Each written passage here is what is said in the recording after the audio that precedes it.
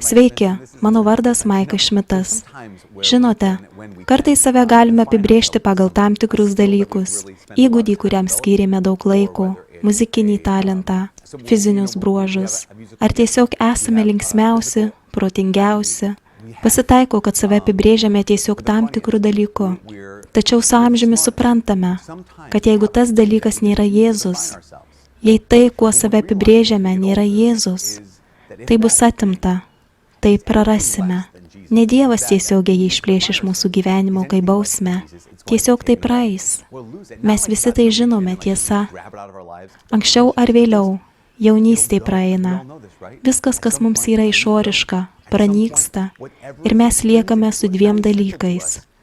Tuo, kas iš tiesų esame savo viduje ir su Jėzumi.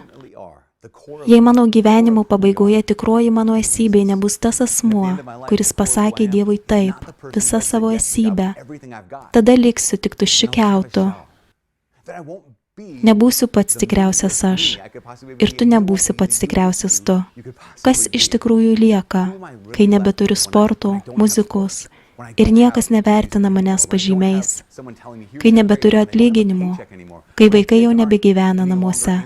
Kasgi aš esu, kai visa tai praeina? Du dalykai.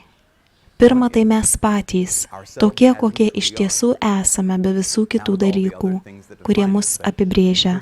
Arba esame tapę tuo asmeniu, kuris visiškai priklauso Dievui ir pasakė jam taip, arba tapome kažkuo mažesniu. Žinote, šventasis raštas sako, kad viešpaties diena ateis. Kai ateis Jėzus, sudegins visas ražienas. Jis sudegins kiekvieną nereikšmingą dalyką, kiekvieną nuodėmę, kurios laikomės, kiekvieną sėkmę, į kurią bandome įsikibti, kiekvieną nesėkmę, kurią bandome save apibrėžti.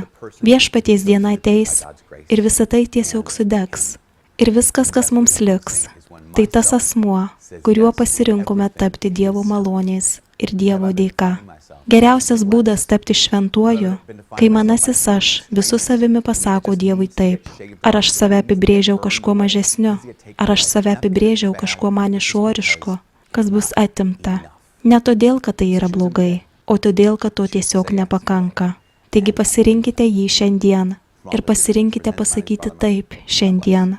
Ir to pakaks.